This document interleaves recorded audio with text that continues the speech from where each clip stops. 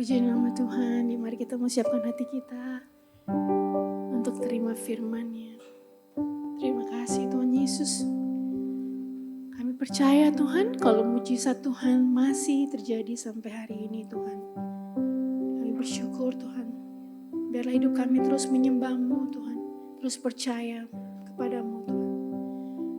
Thank you Jesus.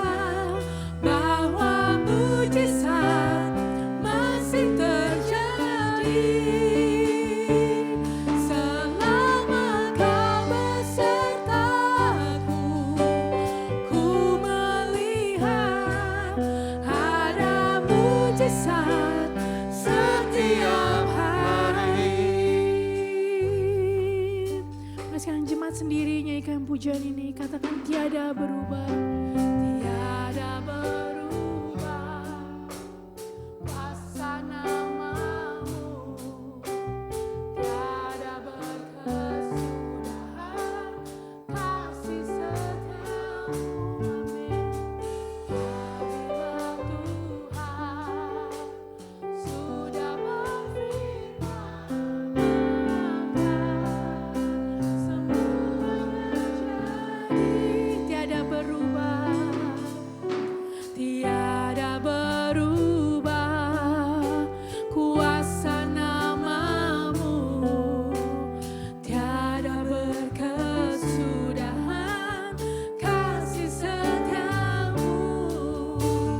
Apabila Tuhan sudah berfirman,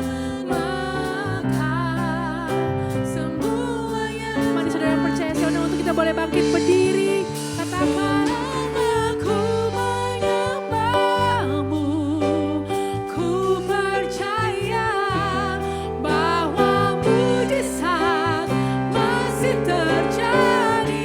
Ini yang iman kami Tuhan, selama Kau besertaku, ku melihat ada mujizat setiap hari.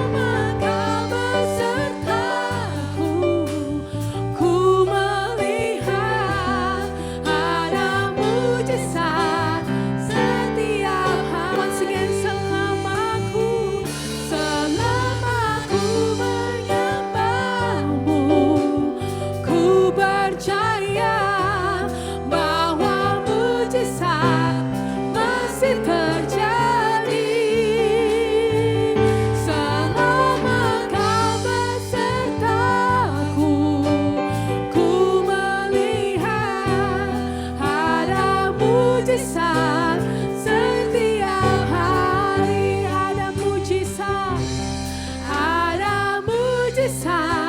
setiap hari. Ada mujizat setiap hari. Haleluya. Kami percaya mujizat-Mu masih nyata Tuhan, masih terjadi sampai hari ini ya Bapa.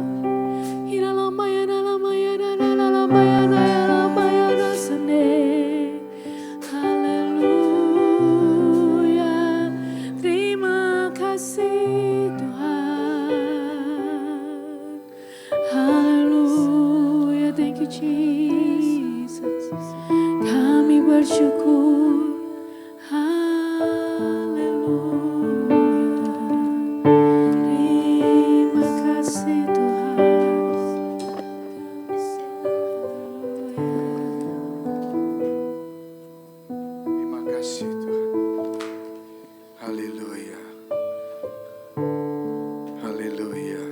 Berapa banyak saudara percaya dan saudara ingin melihat mujizat setiap hari?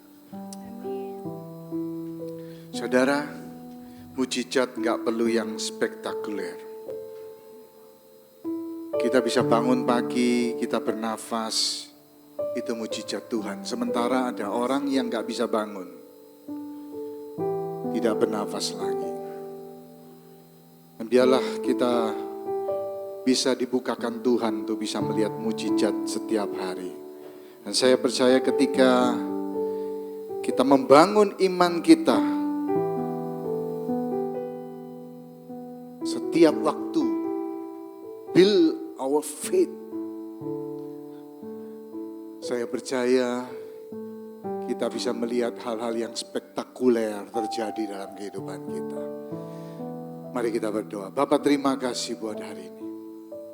Terima kasih, lagu ini mengingatkan kami untuk kami bersyukur, selalu bersyukur dalam kehidupan kami.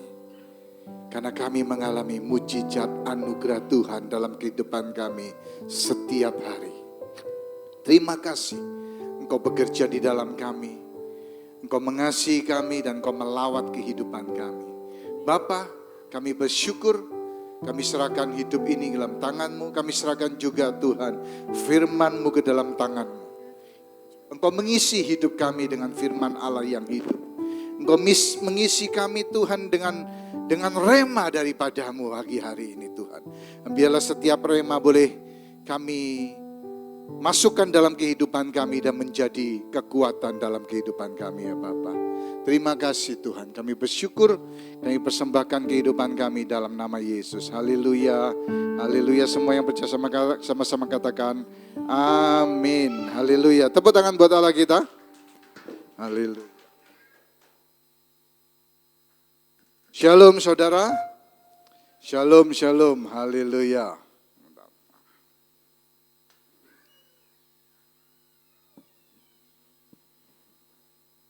Vincent, mana Vincent? Vincent, kamu masih jago loh Vincent.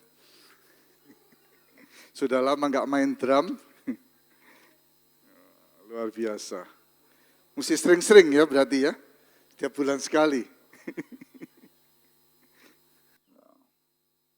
Shalom, shalom, shalom, shalom. Haleluya. Tuhan itu baik, amin. Oke, haleluya. Hari ini saya akan khotbah. Judul khotbah saya adalah iman yang hidup. Dalam 3 bulan ini kita bicara tentang iman. Ya, hari ini mari kita lihat iman yang hidup itu seperti apa. Kita mau belajar. Ya, mari kita buka firman Tuhan di dalam Lukas 4 ayat yang ke-27. Lukas 4 ayat yang ke-27. Ya, oke. Mari kita baca sama-sama. Saudara sudah bisa lihat di depan atau baca di dalam Alkitab saudara, e-Bible, ya.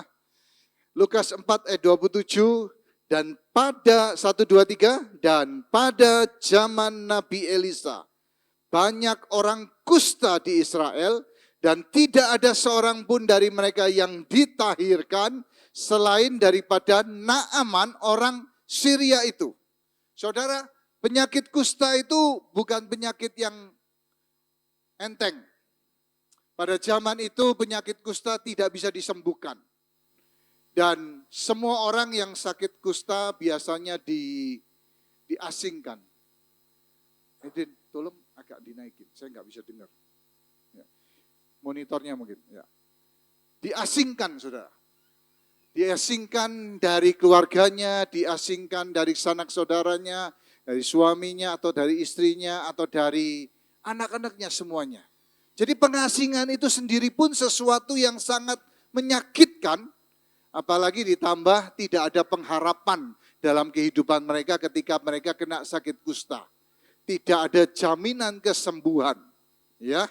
Nah, Alkitab katakan pada zaman Nabi Elisa, saudara, Elisa ini adalah murid daripada Elia. Ya. Dan Elisa ini menerima double portion. Artinya dia membuat mujizat lebih banyak daripada Elia. Dia minta itu. Ya. Dan Tuhan anugerahkan kepada dia. Banyak orang kusta di Israel dan tidak ada seorang pun dari mereka yang ditahirkan selain daripada Naaman orang Syria itu. Saudara, ini sesuatu yang menarik, saudaraku. Kenapa Tuhan gak sembuhkan orang Israel dari kustanya? Dikatakan gak sedikit loh, banyak. Ya, banyak berapa? Mungkin ratusan, mungkin lebih dari itu, kita nggak tahu. Tapi yang aneh, saudaraku, yang aneh adalah Tuhan hanya menyembuhkan satu orang. Di antara semua orang Israel nggak ada yang sembuh, cuma satu orang dan ternyata orang ini bukan orang Israel, orang Aram. Orang Aram itu adalah musuh daripada orang Israel. Mereka sering berperang dan orang Aram menyembah dewa Baal, dewa asing, ya, penyembahan berhala. Sedangkan orang Israel menyembah Allah Yehova, Allah Israel. Tapi menarik di sini, ternyata Tuhan menyembuhkan orang Aram. Tidak ada satu orang pun Israel disembuhkan Tuhan. Saudara, ini pernyataan yang sangat-sangat menggelitik di dalam hati saya, saudara. Saya percaya juga menggelitik di dalam hati saudara. Bagaimana mungkin Tuhan itu kok sepertinya unfair, nggak adil. Tapi saya mau katakan, kadang-kadang Tuhan itu unfair menurut kita. Di sini kita bisa melihat, nggak adil Tuhan. Orang Israel nggak ada yang sembuh, lebih baik nggak ada yang sembuh. Normal, ya kan? Tuhan nggak buat mujizat di situ. Daripada ada yang sembuh, ternyata bukan orang Israel, orang Aram. Coba, mungkin saya ajak saudara berpikir. Misalnya ada satu statement, banyak orang miskin di sana. Banyak orang miskin di daerah situ. Tetapi hanya satu orang yang diberkati Tuhan. Dan orang itu orang yang tidak percaya. Aneh kan? Bagaimana mungkin Tuhan membuat keadaan seperti itu, menyembuhkan orang yang ternyata memberkati orang yang ternyata bukan orang yang percaya. Dan ini membuat satu keinginan dalam hati saya, apa yang ada di dalam kehidupan Naaman ini. Apa yang ada di dalam kisah Naaman. Nah saudaraku, tadi saya bicara tentang judulnya iman yang hidup. Iman yang hidup bukanlah iman yang diucapkan. Tetapi iman yang dinyatakan dengan tindakan. Itu iman yang hidup. Jadi kita harus melihat perbedaan antara iman kita ini seperti apa. Apakah iman kita ini iman yang hidup atau iman yang mati? Nah, iman yang hidup itu bukan cuma diucapkan, saya percaya Allah itu ada. Saya percaya bahwa Tuhan itu buat mujizat. Tapi enggak ada tindakan. Kitab Yakobus mengatakan bahwa iblis pun percaya. Artinya dia mengatakan, diucapkan bahwa Allah itu ada. Iblis pun percaya. Berarti kalau kita cuma mengucapkan saja, percaya saja, kita sama dengan iblis, enggak ada bedanya. Tapi iman yang hidup adalah iman yang disertai dengan tindakan. Nah hari ini saya mengajak saudara untuk masuk di dalam kisah Naaman untuk melihat kira-kira tindakan apa yang dilakukan oleh orang-orang yang beriman ini. Ya, minggu lalu saya khotbah tentang Esther. Esther punya iman yang hidup, dari mana kita tahu dari panggilan. Dia mengerti panggilan hidupnya. Dia mengerti Tuhan itu bawa dia menjadi ratu, mengangkat dia jadi ratu itu untuk apa. Yang kedua, dia mengerti, sadar kuasa doa, sehingga dia mengajak semua orang untuk berdoa buat dia. Dia nggak mengandalkan kecantikannya untuk datang menghadap raja, tapi dia mengandalkan kekuatan doa. Mari kita buka 2 Raja-Raja pasal yang ke-5, ayat 1. Saudara, berapa banyak saudara pernah baca kisah Naaman? Halo? Enggak ada. Berapa banyak saudara pernah dengar khotbah Naaman? Oke. Ya. Oke.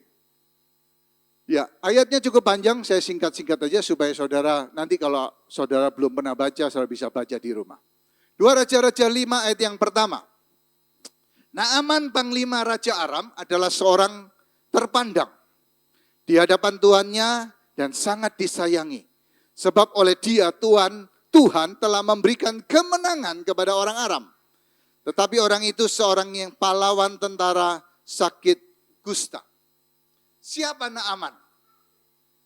Yang pertama, Naaman dikatakan panglima Raja Aram.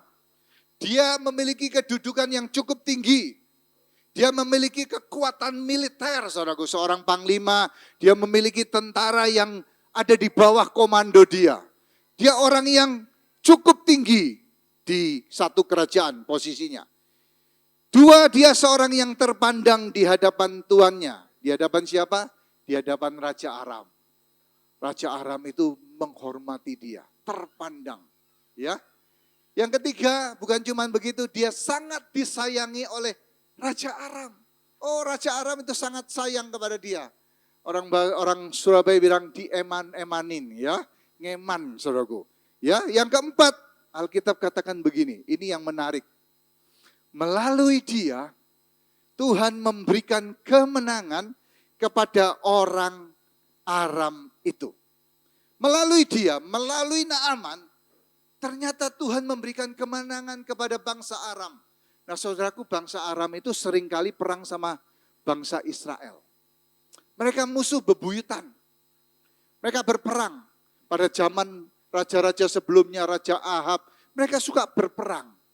Nah, tapi kali ini dengan tegas Alkitab mengatakan bahwa Tuhan memberikan kemenangan melalui Naaman. Saudara, bagaimana Tuhan membiarkan umat yang bukan pilihan ini mengalahkan umat pilihan Tuhan? Dan perlu saudara ketahui, di zaman itu, kemenangan peperangan satu bangsa itu identik dengan kehebatan dewa mereka. Perhatikan itu. Jadi kalau orang Aram itu menang, oh dewanya orang Aram itu hebat.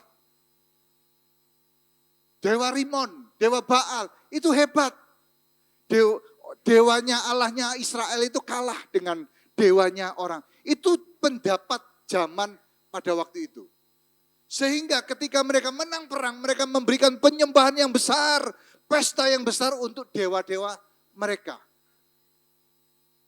Jadi saudaraku, penulis dengan jelas mengatakan bahwa Tuhan memberikan kemenangan. Kalau orang Yunani menang perang, dewa Zeus yang dielulukan. Kalau orang Mesir menang, dewa Amon, dewa Ra yang menang, hebat. Kalau Babilonia, dewa Marduk, dewa Babel, itu yang hebat, saudaraku. Tapi saudaraku, Alkitab menulis dengan jelas bahwa Tuhan memberikan kemenangan. Jadi berarti saudaraku, kemenangan yang diraih oleh orang-orang Aram, bangsa Aram, bukan karena dewa mereka hebat. Bukan. Tapi Tuhan Allah Yehova itu memberikan kemenangan kepada mereka. Karena Allah tidak berkenan dengan kehidupan orang Israel. Allah marah karena orang Israel menyembah dewa-dewa yang lain selain daripada Yehova, Allah Yehova. Sehingga akhirnya Tuhan membiarkan mereka kalah. Nah, orang Aram nggak tahu karena orang Aram tidak baca Alkitab, betul? Tapi yang jelas orang Israel tahu bahwa kekalahan mereka disebabkan karena pelanggaran mereka.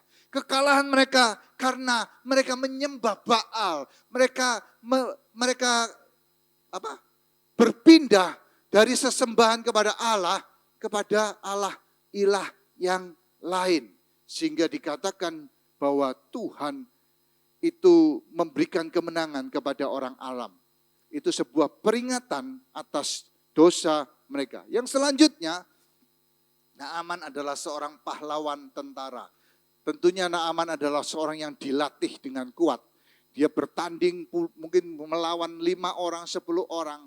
Dia masih tetap menang. Dia punya kehebatan, dia punya prestasi, ketangguhan, kecepatan bermain pedang dan bertarung dengan orang-orang lain. Ya, dia punya sesuatu yang luar biasa, kelebihan. Nah, apa yang mau dikatakan oleh ayat ini, ayat yang pertama ini? Naaman ini adalah seorang yang lengkap. Dia punya banyak, dia punya kedudukan, dia punya nama yang terpandang, dia disayang oleh raja, dia bahkan tangguh, dia punya strategi, bisa memimpin pertandingan sehingga pertarungan itu bisa menang. Semuanya lengkap. Kalau orang bikin CV itu, apa saja, title atau apa saja semuanya lengkap. Bisa apa saja. Tetapi, Alkitab katakan di ayat yang terakhir, tetapi orang itu seorang pahlawan tentara sakit kusta. Saudara, apa yang mau digambarkan dari ayat ini? Yang mau digambarkan ini adalah tidak ada satu manusia pun yang punya segala sesuatu. Kita mesti sadar bahwa kita manusia selalu ada hal-hal yang kurang dalam kehidupan kita. Ada hal yang gak lengkap. Walaupun kita ini diberkati Tuhan, walaupun kita punya banyak, punya koneksi, kekayaan kita, tanah kita berlimpah di mana-mana. Tetapi, selalu ada tetapi dalam kehidupan kita, betul? Ya kan? Tetapi, selalu ada tetapi. Dan tetapi ini selalu sesuatu yang berlawanan dan selalu yang tidak enak. Membuat kita sadar bahwa kita ini perlu mengandalkan Tuhan dalam kehidupan kita. Kita ini manusia biasa yang lemah. Kita manusia yang lemah. Dan kita selalu ada kekurangan yang tidak bisa diatasi oleh kedudukan kita, kekayaan kita, ataupun semua kelebihan kita. Nah, saya yakin Naaman sudah berusaha untuk menyembuhkan kustanya. Tapi ternyata itu sia-sia. Kadang-kadang saudaraku, kita mesti bersyukur bahwa Tuhan itu panjang sabar. Dia biarkan Naaman itu cari kesembuhan. Dia biarkan sampai pada satu titik. Dia menyerah. Dan dia nggak tahu apa yang harus dilakukan lagi. Dan di situ Tuhan bergerak. Ayat yang kedua. Orang Aram pernah keluar bergerombolan dan membawa tertawan seorang anak perempuan dari negeri Israel. Ia menjadi pelayan pada istri Naaman. Ketiga, berkatalah gadis itu kepada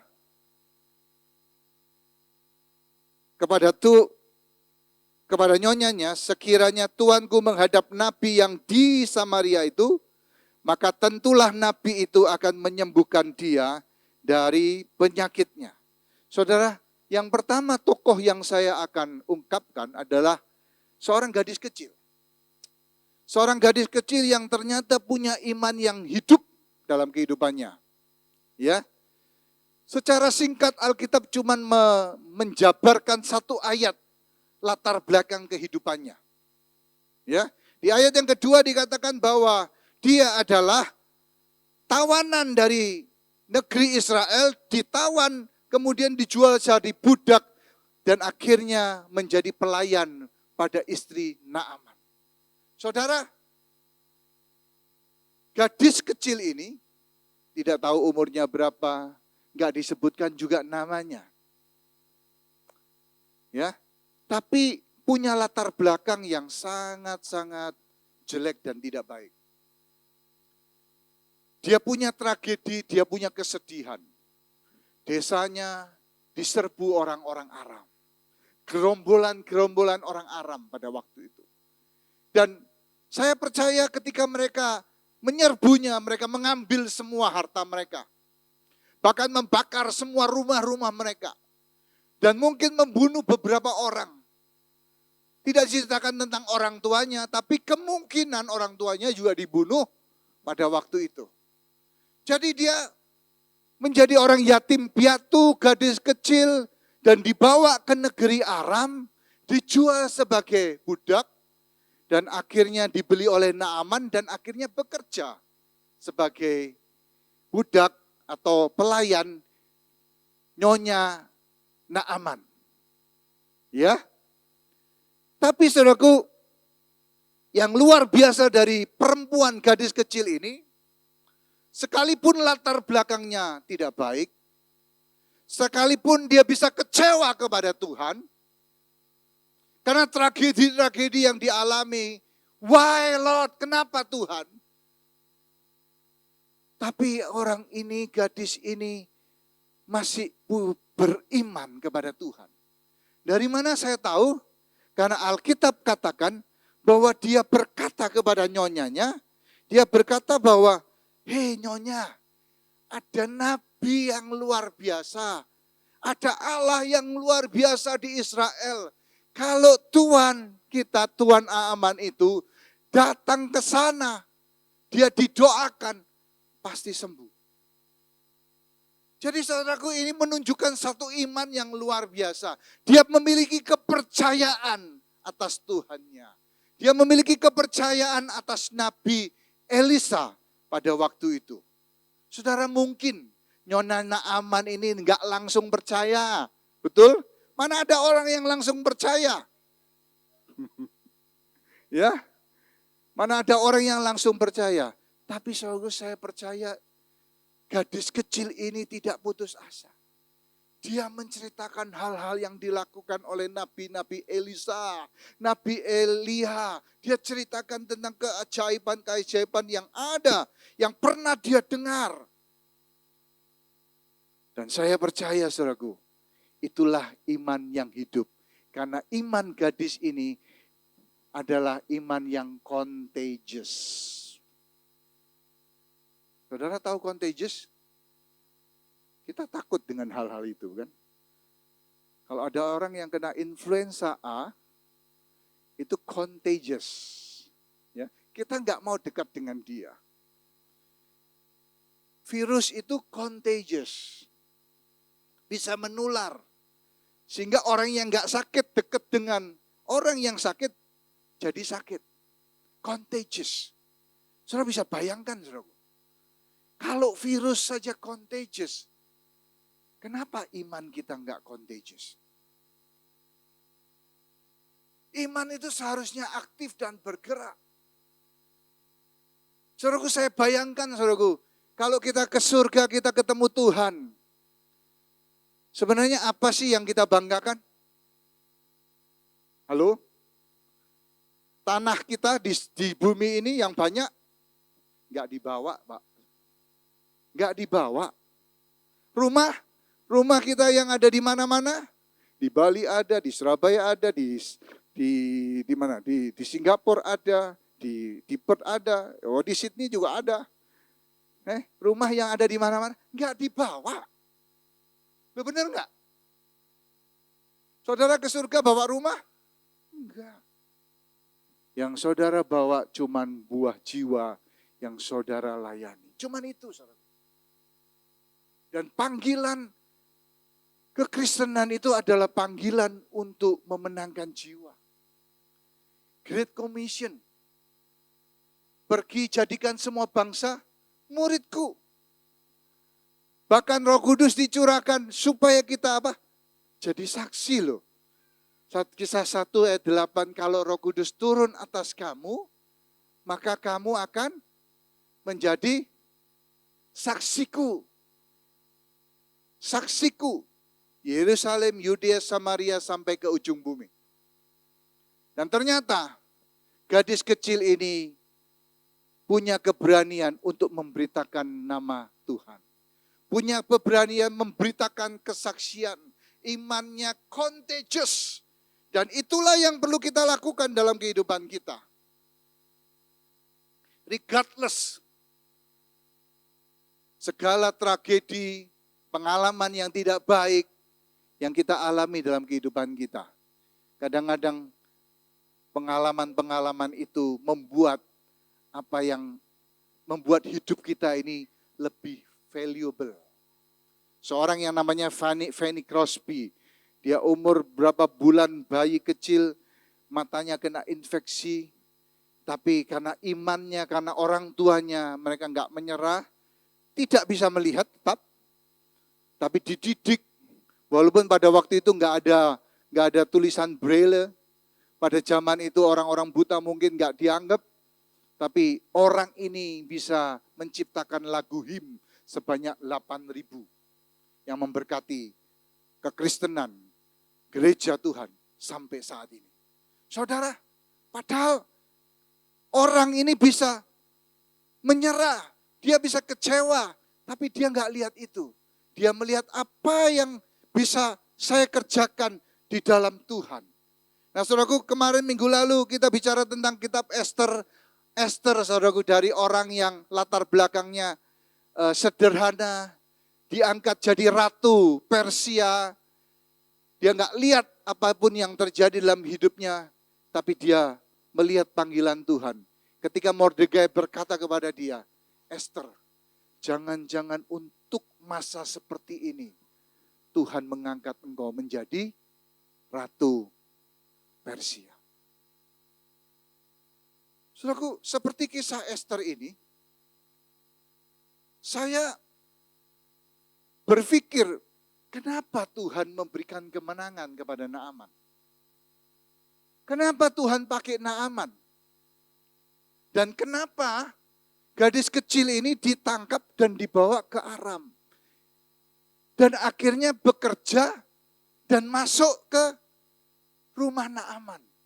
Saudara, saya percaya tidak ada yang kebetulan.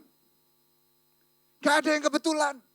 Kalau kita lihat peristiwanya, bagaimana gadis ini ditawan orang Aram, kemudian masuk ke tempat ke rumah Naaman, terus kemudian Naaman sakit kusta, dan Naaman itu diberikan kemenangan. Ternyata saya percaya bahwa mata Tuhan itu tertuju kepada Naaman.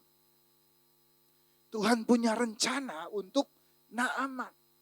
Tuhan mau supaya Naaman ini kenal dia. Sehingga melalui berbagai peristiwa, akhirnya kita bisa melihat berita kesembuhan itu masuk ke telinga Nyonya Naaman. Nyonyanya dulu. Dan luar biasa, Nyonya Naaman percaya dan ngomong sama suaminya. Dan itu luar biasa, saudaraku. Seandainya Nyonya Naaman gak percaya, kamu itu ada-ada saja. Sudah kita coba, sudah lama kita coba begini, gak bisa. Sudahlah, gak usah mimpi. Apa yang terjadi? Karena itu perlu istri-istri belajar untuk dekat sama Tuhan. Dekat sama istri-istri. Perlu belajar seperti istri Naaman. Dengar dari Tuhan dan menyampaikan. Saudaraku, dan itulah yang terjadi, saudaraku. Gadis ini memiliki iman yang luar biasa, iman yang hidup. Iman yang contagious. Kehidupan keluarga tuannya diubahkan, disembuhkan dan percaya kepada Allah Jehovah. Saudara, saya minta kita semua tepuk tangan untuk gadis ini. Luar biasa. Tanpa gadis ini, gak mungkin Naaman itu sembuh. Gak mungkin Naaman itu mengenal Allah yang sesungguhnya. Itu yang pertama. Yang kedua, kita ngomong sendiri soal Naaman. Naaman karena imannya dia diselamatkan dan menjadi sembuh, menjadi tahir. Ayat yang ke-8. Segera sesudah didengar Elisa, abdi Allah itu, bahwa Raja Israel itu mengoyakkan pakaiannya, dikirimnyalah pesan kepada Raja bunyinya, mengapa engkau mengoyakkan pakaianmu, biarlah ia datang kepadaku, supaya ia tahu bahwa ada seorang nabi Israel, nabi di Israel. Jadi saudaraku, setelah Naaman itu tahu bahwa ada Nabi Elisa di negara Israel, di Samaria, akhirnya kemudian dia ngomong sama Raja Aram, dan Raja Aram menyuruh untuk Naaman ini pergi ke Raja Israel, supaya bisa disembuhkan. Tapi ketika sampai Israel, sampai kepada Raja Israel nggak tahu apa yang dikerjakan, dia juga nggak percaya bahwa Allah itu ada dan Nabi Elisa dipakai. Kemudian Elisa menyampaikan pesan supaya Naaman datang menghadap dia. Oke? Itu yang ayat yang 8. Kemudian datanglah ayat ke-9, kemudian datanglah Naaman dengan kudanya dan keretanya, lalu berhenti di depan pintu rumah Elisa. Sampai dia di depan rumah Elisa. Kemudian yang ke-10, Elisa menyuruh seorang suruhan. Suruhan ini bujangnya dia namanya Gehazi. Nanti kita bicara tentang Gehazi.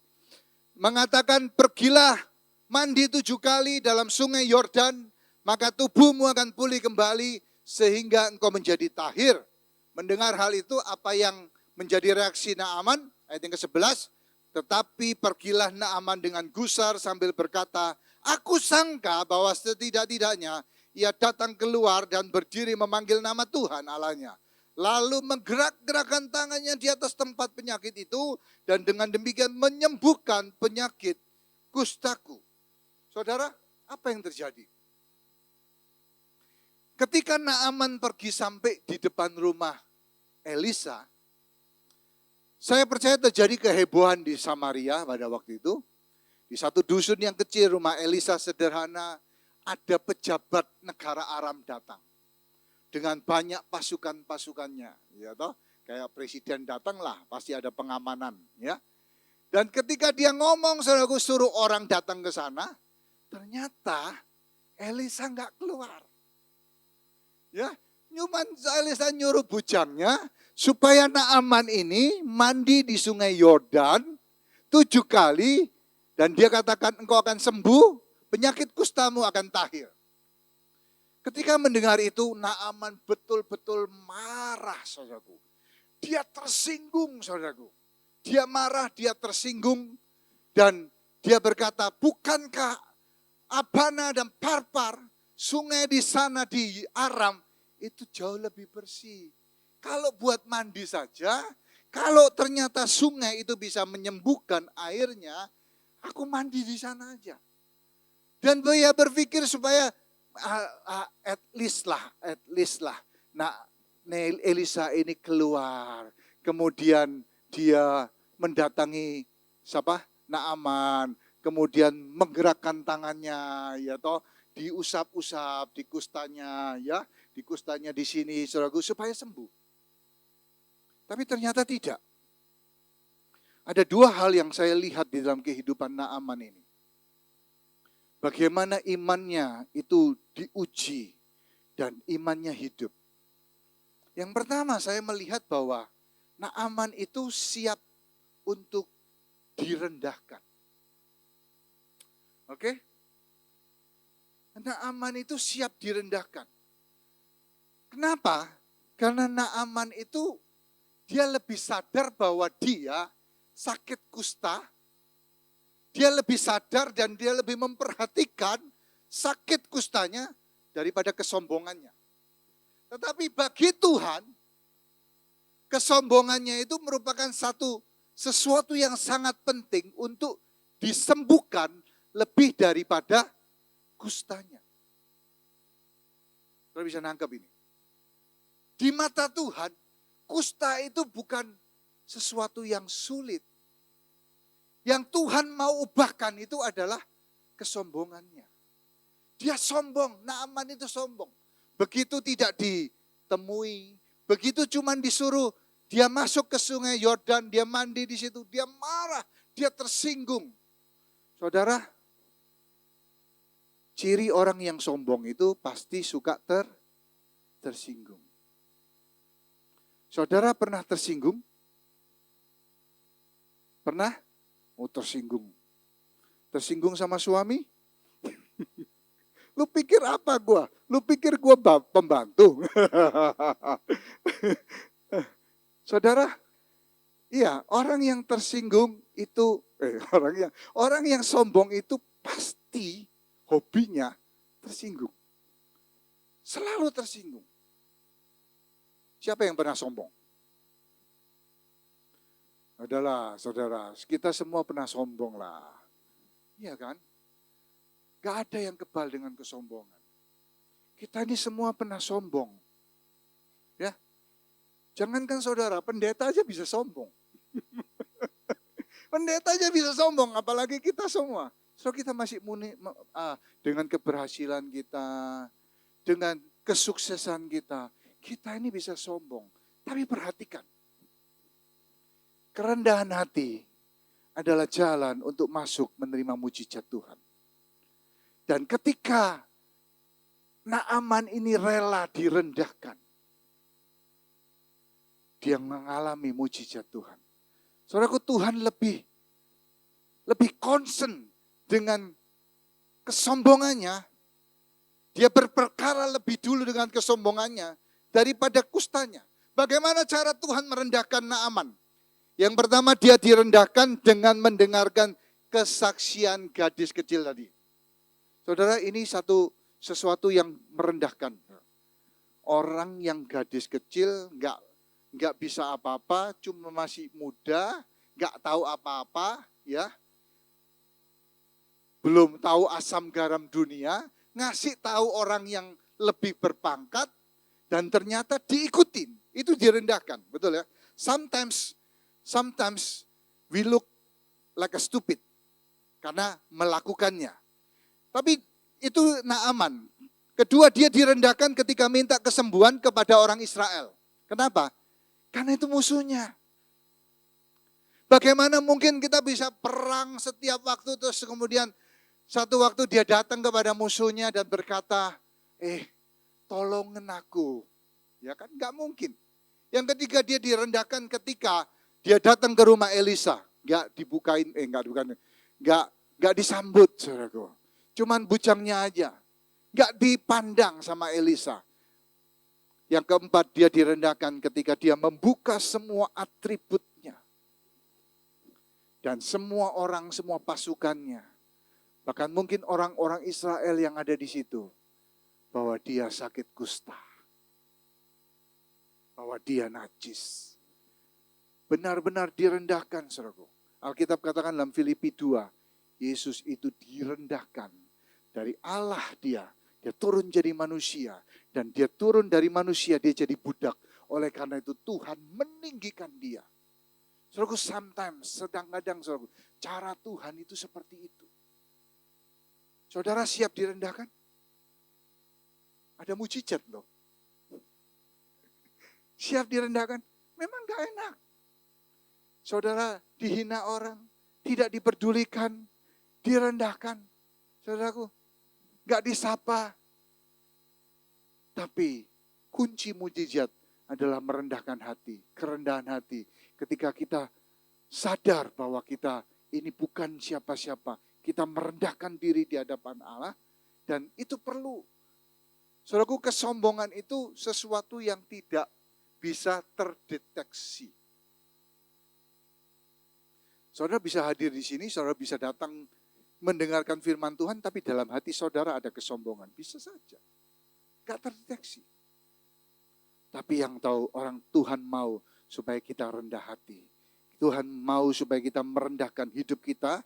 Dan seperti Naaman, saudaraku, dia mengalami mujizat karena dia merendahkan dirinya. Tuhan bekerja di dalam hati orang yang merendahkan dirinya. Ayat yang ke-12. Bukankah Abana dan Parpar sungai Damsik lebih baik daripada segala sungai di Israel? Bukankah aku dapat mandi di sana dan menjadi tahir? Kemudian berpalinglah ia dan pergi dengan panas hati.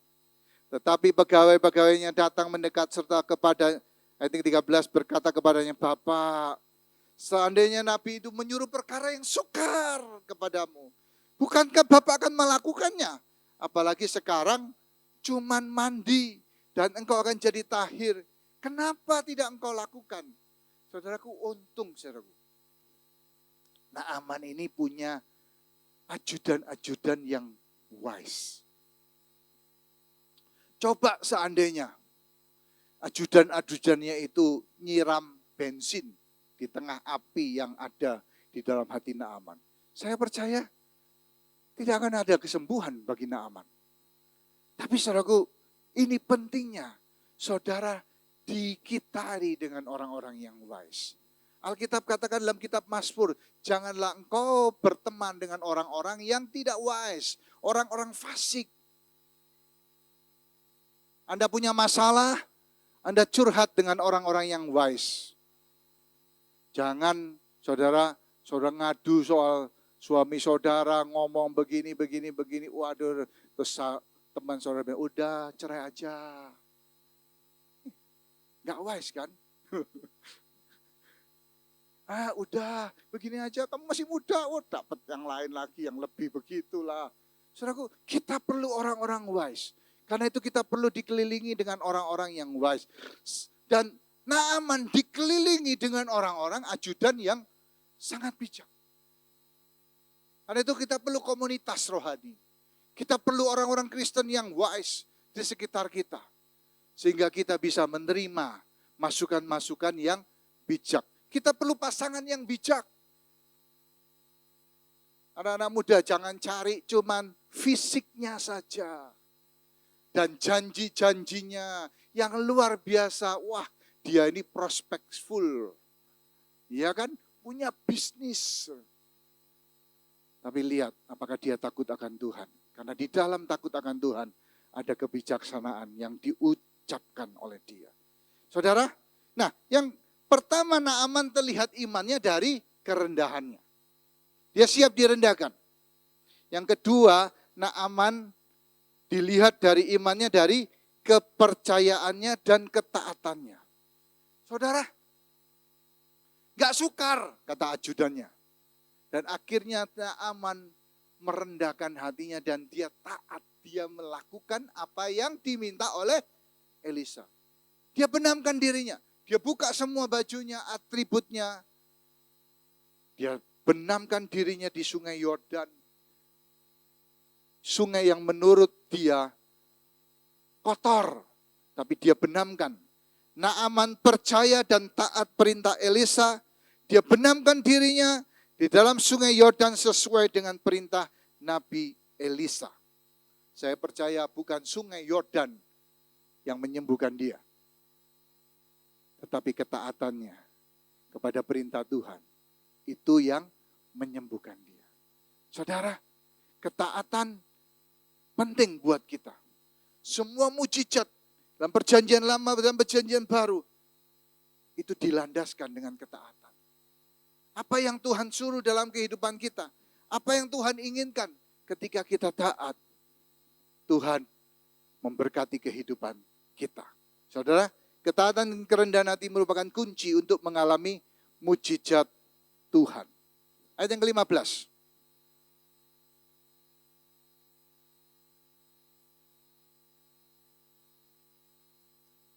Apa yang terjadi?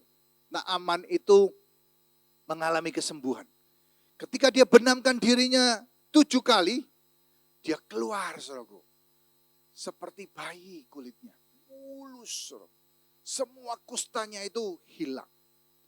Nah, ayat yang ke-15, kemudian kembalilah ia dengan seluruh pasukannya kepada abdi Allah itu. Setelah sampai tampillah ia ke depan Elisa dan berkata, sekarang aku tahu bahwa di seluruh bumi tidak ada Allah kecuali di Israel. Luar biasa ya. Karena itu terimalah kiranya satu pemberian dari hambamu ini. Saudaraku, saya enggak bisa terangkat terlalu lama kenapa Elisa menolak persembahan ini. Tapi ada satu hal yang kita akan mau belajar, apa yang terjadi setelah itu. Nah, Naaman dari orang yang tidak percaya, Orang yang menyembah dewa Rimon, sesembahan orang Aram, akhirnya berkata, oh sekarang aku tahu bahwa di seluruh bumi tidak ada Allah lain. Wow. Saudara, ini yang luar biasa. Bisa enggak kita bisa ngomong begitu? Ya. Tidak ada Allah kecuali di Israel. Kita bisa percaya sepenuhnya. Dan karena itu dia mengalami kesembuhan. Mujizat membuat Naaman bertobat dan akhirnya percaya bahwa Allah Yehova, Allah yang patut disembah. Ayat yang ke-19. Maka berkatalah Elisa kepadanya, pergilah dengan selamat. Saya juga lompati ada soal tentang tanah segala, ya toh. Karena terlalu panjang. Setelah Naaman berjalan tidak berapa jauh daripadanya, ayat yang ke-20, berfikirlah Gehazi. Jadi setelah Elisa menolak persembahan Naaman, kemudian Naaman pergi, ya. Ayat yang ke-20, berfikirlah Gehazi, bujang Elisa. Abdi Allah itu. Sesungguhnya Tuanku terlalu menyegani Naaman orang Aram ini, dengan tidak menerima persembahan yang dibawanya, demi Tuhan yang hidup, pakai nama Tuhan, sesungguhnya aku akan berlari mengejar dia, dan akan menerima sesuatu daripadanya. Ayat 21. Lalu Gehazi mengejar Naaman dari belakang.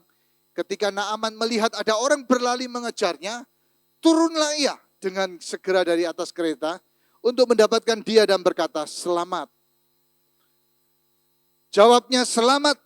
Tuanku Elisa menyuruh aku mengatakan. Jadi Gehazi datang dengan kebohongan kepada Naaman. Dia kejar Naaman, saudaraku. Tuanku Naaman, tunggu. Dan akhirnya dia bilang, Tuanku Elisa menyuruh aku mengatakan, baru saja datang kepadaku 2 orang muda dari pegunungan Efraim, dari antara rombongan rombongan Nabi. Baiklah berikan kepada mereka setalenta perak dan 2 potong pakaian. Jadi saudaraku, Naaman itu, sama Gehazi ini, saudara, dia mengejar Naaman. Dia pikir, aduh sayang ini kesempatan bagus untuk diberkati. Sayang, mengapa Tuanku menolak? Padahal ini satu, saudaraku, kalau saudara lihat ayat-ayat sebelumnya, Naaman ini bawa harta yang sangat banyak untuk membayar kesembuhannya. Tapi saya percaya bahwa Allah itu tidak bisa dibeli. Keselamatan tidak bisa dibeli. Kesembuhan tidak bisa dibeli. Anugerah Tuhan yang menyelamatkan kita. Yang percaya katakan amin. Saudaraku, dan akhirnya dia bilang, ada orang yang perlu. Aku disuruh Elisa datang meminta kepada kamu. Dia bilang dia minta setalenta perak dan 2 potong pakaian. Itu cukup banyak, saudaraku. Talenta itu 1 talenta 6.000 dinar. 1 talenta perak dan 2 potong pakaian. Dan akhirnya ayat yang selanjutnya Naaman berkata, silakan ambillah 2 talenta. Minta 1 talenta dikasih 2 talenta. Naaman mendesak dia, udah terima saja. Dan membungkus 2 talenta perak dalam 2 pundi-pundi dan 2 potong pakaian. Lalu memberikannya kepada 2 bujangnya. Mereka mengangkut semuanya, jadi perlu 2, ditaruh 2 pundi-pundi, kemudian dibawa, ada 2 orang Arab datang mengantarkan sampai ke rumah Gehazi. Setelah mereka sampai ke bukit, disambutnya lah dari tangan mereka, disimpannya di rumah, dan disuruhnya kedua orang itu pergi, maka pergilah mereka. Baru saja Gehazi masuk dan tampil ke depan tuannya, berkatalah Elisa kepadanya, dari mana Gehazi? Jadi setelah menyimpan semuanya di rumahnya, Gehazi pergi ke rumah Elisa. Dia kembali mau bekerja, sudah take break. Ya. Begitu dia nyampe, Elisa langsung tanya, dari mana engkau Gehazi? Wow. Jawabnya, hambamu ini tidak pergi kemana-mana. Tetapi kata Elisa kepadanya, bukankah hatiku, hati Elisa, ikut pergi ketika orang itu, Naaman, turun dari atas keretanya dan mendapatkan engkau. Wah, luar biasa enggak? Elisa bisa mendapatkan gambaran semuanya dari Tuhan. Maka sekarang engkau telah menerima perak. Nah, perhatikan apa yang bisa dibeli dengan pemberian Naaman kepada Gehazi. Maka sekarang engkau telah menerima perak dan dengan itu dapat memperoleh apa? Kebun-kebun, bukan cuma satu. Kebun zaitun, kebun anggur, kambing domba, lembu sapi, budak laki-laki dan budak perempuan. Ini harta yang banyak. Tapi mengatasnamakan Tuhannya. Dan dengan kebohongan dia minta, padahal dia simpan untuk dirinya sendiri. Terakhir, tetapi penyakit kusta Naaman akan melekat kepadamu dan kepada anak cucumu untuk selama-lamanya. Maka keluarlah Gehazi dari rumah Elisa, dari depannya dengan kena kusta putih seperti salju. Lalu kita belajar tentang iman gadis kecil ini. Imannya contagious. She has a living faith. Yang kedua, iman Naaman. Dia merendahkan dirinya di hadapan Tuhan. Terus kemudian dia taat melakukan apa yang Tuhan perintahkan. Yang ketiga, saudaraku, kita melihat kehidupan seseorang yang namanya Gehazi. Gehazi ini pelayan Tuhan. Dia hamba, asisten, tangan kanan Elisa. Di mana ada Gehazi, di mana ada Elisa, ada Gehazi.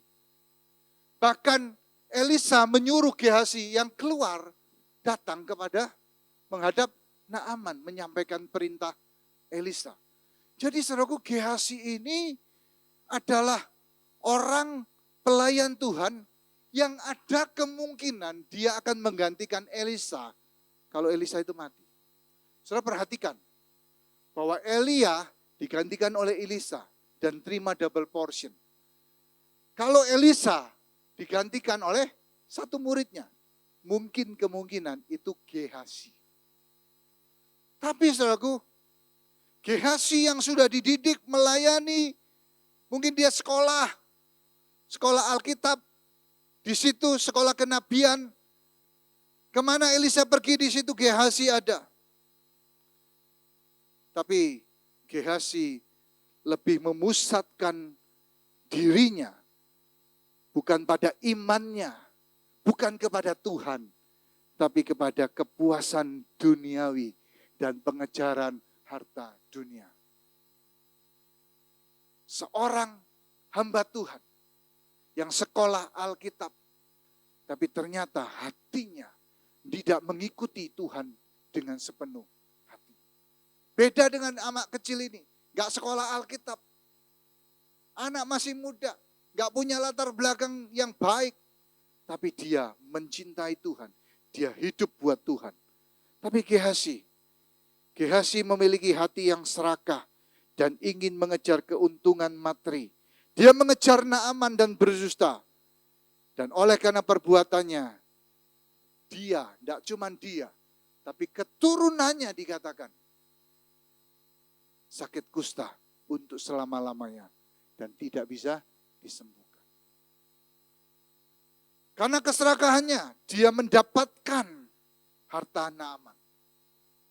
Dia diperkaya, dia punya kebun, dia punya budak, dia punya harta yang berlimpah. Tapi dia kehilangan damai sejahtera. Dia kehilangan panggilan hidupnya sebagai seorang hamba Tuhan. Dan dia kehilangan kebebasannya untuk bisa pergi kemana-mana karena dia sakit kusta.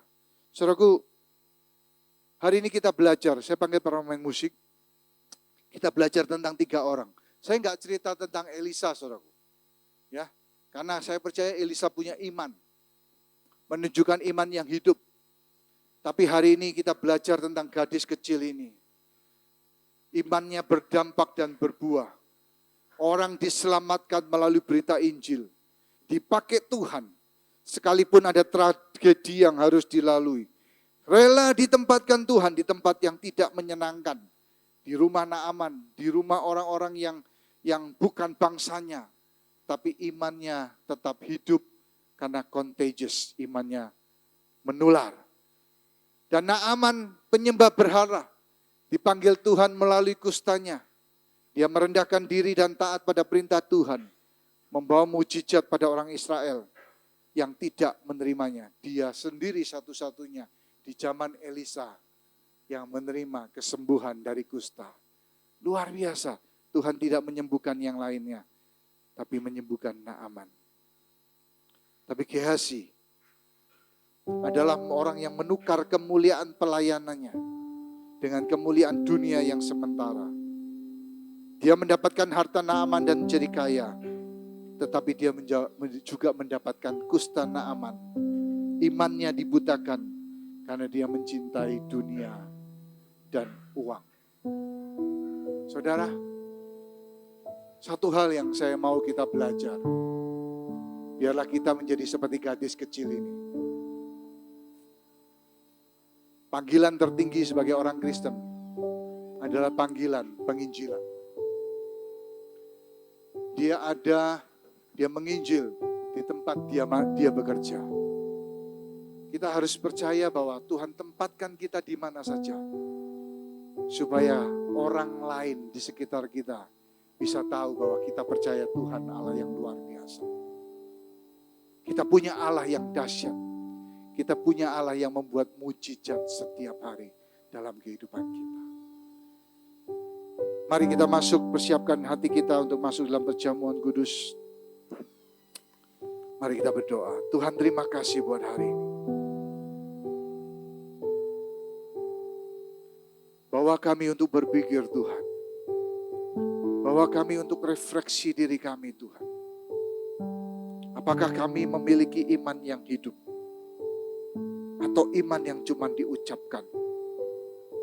Kami sekedar percaya bahwa Yesus itu Tuhan. Tapi kami tidak melakukan perbuatan-perbuatan iman dalam kehidupan kami. Bapa, hari ini kami menyerahkan hidup kami lagi kepadamu. Kami membawa komitmen kami kepadamu. Kami mau supaya Tuhan pakai hidup kami. Tuhan menjamah kami. Tuhan pakai kami seperti gadis kecil ini Tuhan. Tuhan pakai iman kami hidup dan contagious Lord. Tuhan pakai hidup kami Tuhan. Mulut kami memberitakan kesaksian.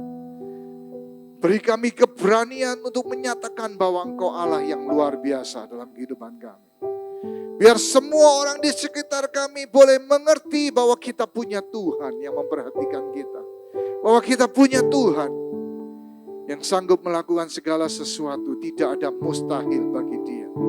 Biarlah setiap kesaksian yang kami boleh ada dalam kehidupan kami boleh Tuhan pakai. Tuhan, kami rindu. Kami rindu Tuhan pakai mulut kami, hidup kami untuk memberitakan berita Injil dimanapun kami berada Tuhan. Juga kami mau merendahkan diri kami seperti Naaman. Kami belajar Tuhan untuk hidup di dalam kerendahan hati.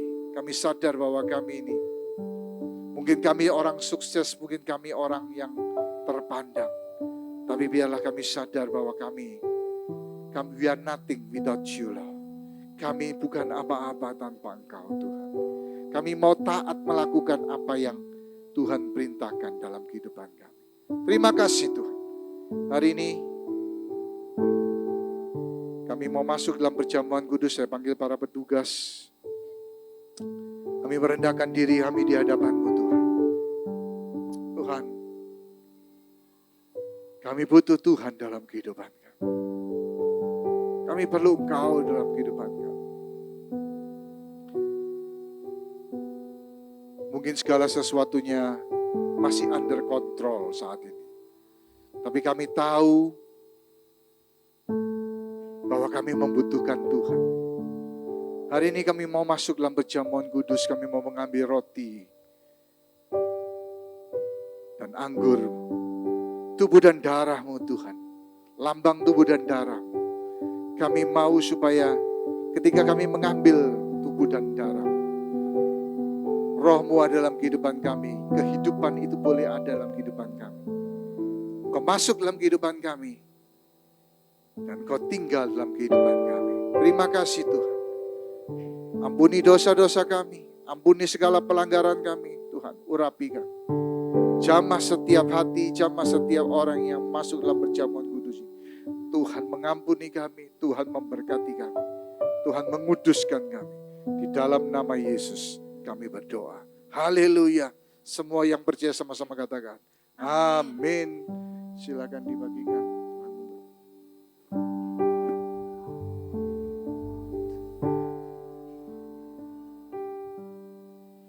Tiada berubah kuasa nama-Mu, tiada berkesudahan kasih setia-Mu.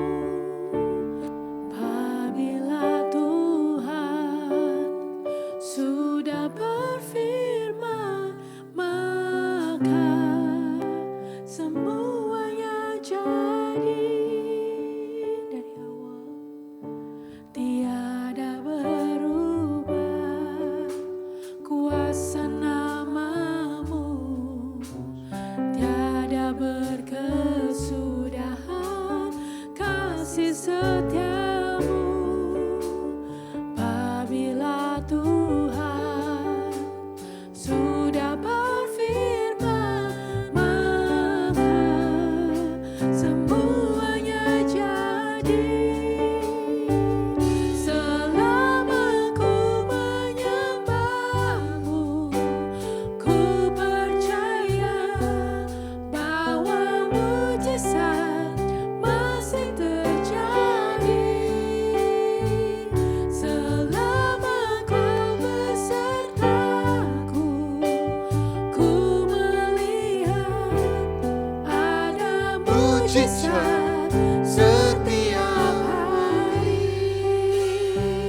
Selama ku menyembah-Mu, Saudara yang sudah terima, saudara bisa bangkit berdiri. bahwa mujizat masih terjadi.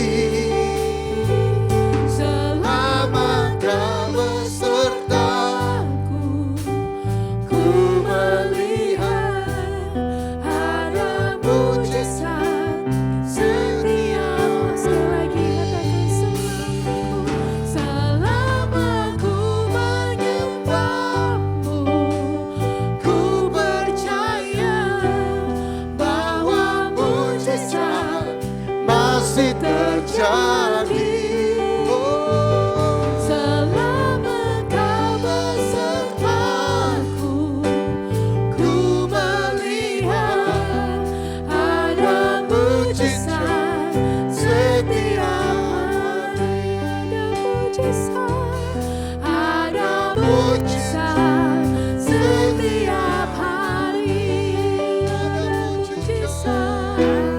mujizat setiap hari. Kami merendahkan diri kami di hadapan-Mu Tuhan. Kami percaya bahwa pengorbanan-Mu dan kematian-Mu di atas kayu salib bukan cuma membebaskan dosa-dosa kami, tapi memberikan kehidupan buat kami. Bukan cuma kehidupan kekal yang Tuhan janjikan, tapi hidup yang penuh dengan kemenangan di dunia ini. Kami mau mengalami kemenangan atas dosa-dosa kami, Tuhan. Kami mau mengalami kemenangan atas pergumulan-pergumulan kami. Bahkan dendam dan sakit hati yang ada di dalam hati sanubari kami, Tuhan. Kami mau menang, Tuhan. Kami mau mengalami kemenangan dan kebebasan. Untuk kami bisa declare, kami bisa mendeklarasikan kuasa-Mu Tuhan dalam kehidupan kami. Terima kasih Tuhan. Mari angkat roti dengan tangan kanan kita. Sebab pada malam Tuhan sebelum Yesus diserahkan, Dia mengambil roti dan sesudah itu Dia mengucap syukur atasnya. Dia pecah-pecahkan roti itu dan berkata, inilah tubuhku yang diserahkan bagi kamu. Perbuatlah ini menjadi peringatan akan daku. Jemaat yang dikasihi Tuhan, bukankah roti yang kita angkat dengan tangan kanan kita adalah persekutuan dengan tubuh Kristus? Mari kita makan dalam nama Yesus.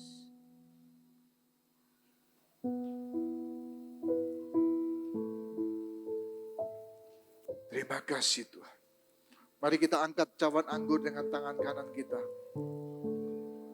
Sementara tangan kiri kita taruh di dada di mana Roh Kudus bersemayam. Demikian juga Yesus mengambil cawan sesudah makan lalu berkata, cawan ini adalah perjanjian baru yang dimeteraikan oleh darahku. Perbuatlah ini setiap kali kamu meminumnya menjadi peringatan akan daku. Bukankah cawan anggur yang kita angkat dengan tangan kanan kita adalah persekutuan dengan darah Yesus? Mari kita minum dalam nama Yesus.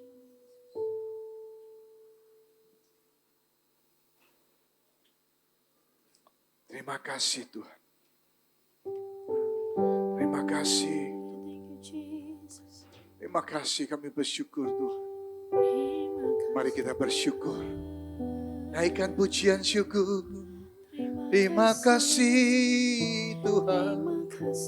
Terima kasih Yesus buat kasih-Mu. Terima kasih. Terima kasih. Terima kasih. Haleluya, haleluya. Engkau baik Tuhan. Anugerah-Mu melimpah atas kami. Kami bersyukur Tuhan, kami orang yang mendapatkan kesempatan untuk mengenal Tuhan dalam kehidupan kami. Kalau Naaman mendapatkan kesempatan mengenal Tuhan dengan sakitnya, mungkin dari beberapa dari kita mengenal Tuhan dengan melalui masalah dalam kehidupannya. Tapi ada beberapa orang saudara yang mengenal Tuhan dan saudara, kita mengenal Tuhan, kita percaya kepada Tuhan, kita menjadi anak Tuhan karena orang tua kita. Mari kita bersyukur, karena tetap Tuhan memilih kita untuk menjadi anak-anaknya. Kita bersyukur buat kasih Tuhan yang tidak pernah meninggalkan kita. Terima kasih Tuhan, terima kasih. Terima kasih Tuhan. Haleluya.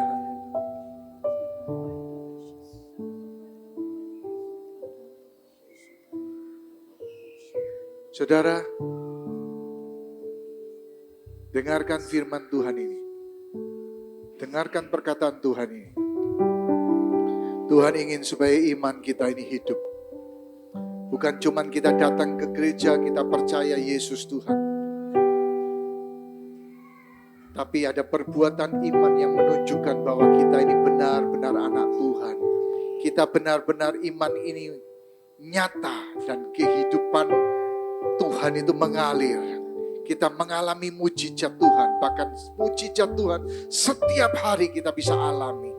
Oh, hamba-Mu berdoa Tuhan, kami percaya bahwa kami rindu Tuhan mengalami mujizat-Mu setiap hari. Biarlah kami boleh berjalan di dalam kuasa-Mu. Kami berjalan di dalam iman yang hidup dalam kehidupan kami. Tingkatkan Tuhan kepekaan kami akan Kau. Tingkatkan ketaatan kami akan Tuhan dalam kehidupan kami. Engkau mempertajam telinga kami Tuhan. Sehingga dalam setiap keadaan, dalam setiap waktu Tuhan, kami boleh menjadi saksi-saksi-Mu. Dimanapun kami berada Tuhan, kami boleh menjadi alat-Mu di dalam memberitakan berita Injil-Mu Tuhan. Terima kasih Tuhan. Terima kasih Tuhan. Kami bersyukur Tuhan di dalam kehidupan kami. Tuhan, sekalipun ada badai Tuhan, tapi kami tetap percaya Engkau Allah yang sanggup meredakan badai di dalam setiap kehidupan kami Tuhan. Mungkin seperti Naaman, kami punya hal-hal yang tidak lengkap. Ada hal-hal yang masih kurang dalam kehidupan kami. Ada pintu yang masih belum terbuka dalam kehidupan kami. Tapi hari ini kami percaya, kami butuh Tuhan. Engkau ada dalam kehidupan kami Tuhan. Untuk rencana Tuhan. Untuk rencana Tuhan boleh terjadi di dalam kehidupan kami. Kami berdoa supaya kemuliaan boleh nyata Tuhan. Berkati juga setiap tangan-tangan yang memberi setiap persembahan kami, persepuluhan kami. Tuhan berkati semuanya Tuhan. Terima kasih Tuhan. Terima kasih. Dan biarlah berkat Allah boleh turun dalam kehidupan kita. Mari angkat tanganmu dan arahkan hatimu kepada Allah Bapa di surga. Hari ini biarlah engkau boleh pulang di dalam berkat dari Allah Bapa. Di dalam nama anaknya yang tunggal Tuhan Yesus Kristus. Kuat kuasa dari Roh Kudus boleh menyertai kehidupan kita. Mulai dari hari ini sampai besok, sampai Maranatha. Sampai Tuhan menjemput kita di awan-awan. Yang percaya sudah diberkati, sama-sama katakan amin, amin, amin. Tuhan memberkati. Happy Sunday. God bless.